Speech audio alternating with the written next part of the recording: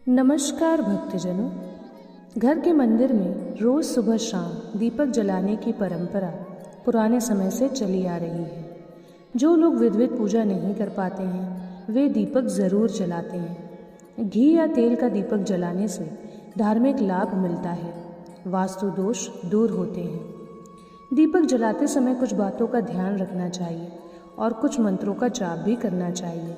जैसे जो सबसे शक्तिशाली मंत्र है वो है शुभम करोति कल्याणम आरोग्यम धन संपादम शत्रु बुद्धि विनाशाय दीपम ज्योति नमस्तुते।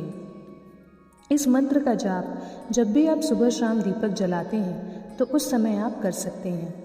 अगर नियमित रूप से दीपक जलाया जाता है तो घर में हमेशा सकारात्मक ऊर्जा सक्रिय रहती है, वास्तु दोष बढ़ने वाली नकारात्मक ऊर्जा खत्म होती है। दीपक के धुएं से वातावरण में मौजूद हानिकारक सूक्ष्म कीटाणु भी नष्ट हो जाते हैं। दीपक अंधकार खत्म करता है और प्रकाश फैलाता है। मान्यता है कि देवी देवताओं को दीपक की रोशनी विशेष प्रिय है, इसलिए पूजा पाठ में दीपक अनिवार्य रूप से जलाया जाता है। रोज शाम के समय मुख्य द्वार के पास दीपक लगाना चाहिए। ये दीपक घर में नकारात्मक ऊर्जा के प्रवेश को रोकता है। पूजा में घी का दीपक अपने बाएं हाथ की ओर जलाना चाहिए। तेल का दीपक दाएं हाथ की ओर रखना चाहिए।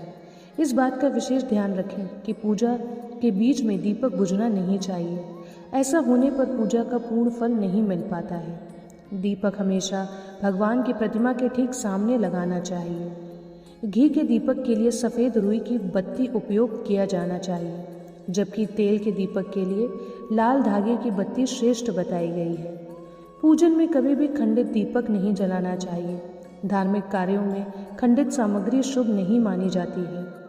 दीपक जलाते समय बताए गए मंत्र का जाप अवश्य करना चाहिए। इस मंत्र का सरल अर्थ यह है कि शुभ और कल्याण करने वाली, आरोग्य और धन संपदा देने वाली, शत्रु बुद्धि का विनाश करने वाली दीपक की ज्योति को नमस्कार है।